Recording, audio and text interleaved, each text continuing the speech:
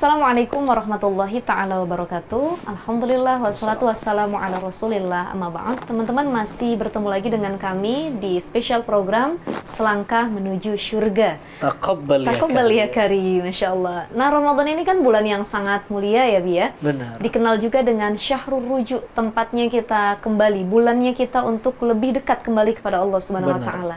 Apalagi kalau selain bulan Ramadan kita banyak melakukan dosa, kesalahan, maksiat, tentunya bulan Ramadan menjadi momentum kita meminta ampun kepada Allah Subhanahu wa Ta'ala.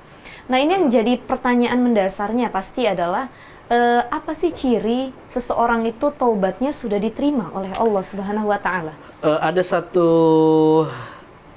pernyataan Allah yang sangat romantis disampaikan dalam hadis qudsi. Allah bilang, man atani yas'a ataituhu harwalah.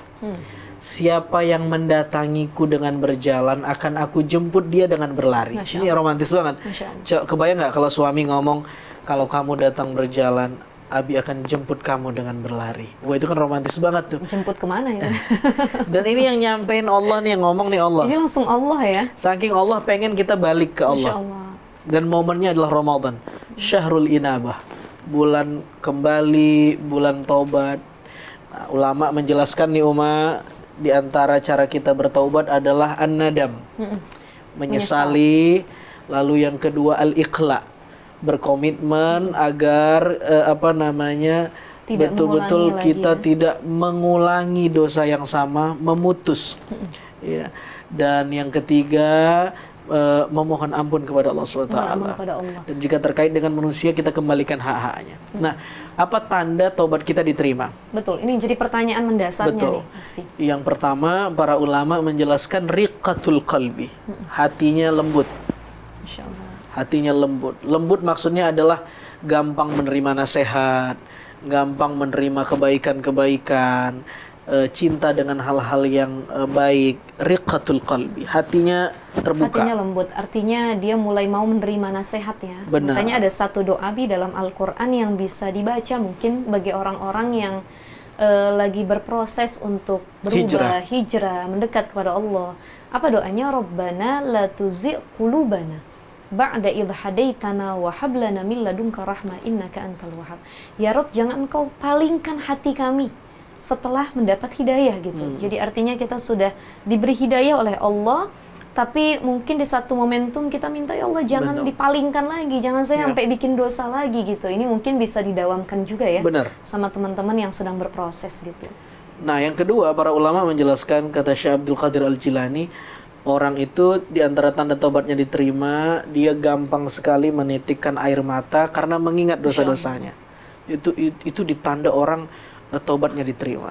Tentu menangisnya bukan karena hal-hal yang lain, memang karena dia ingat dosanya dan dia ingin kembali ke Allah.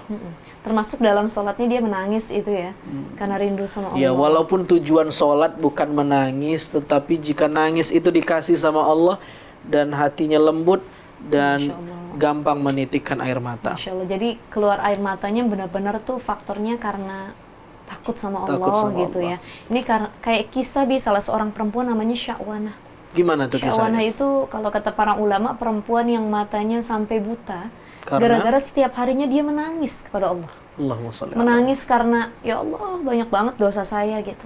Banyak banget saya ini alfanya sebagai manusia dan lain sebagainya. Ya, kalau kita biasanya mungkin nangis karena mikirin cicilan udah kebayar apa belum ya gitu ya. Receh ya? Receh gitu, atau ya berantem sama pasangan. Tapi kalau Sya'wanah enggak, tangisannya itu sudah didasari karena beliau tuh rindu sama Rabbnya. Dia punya gengsi yang tinggi sama Allah.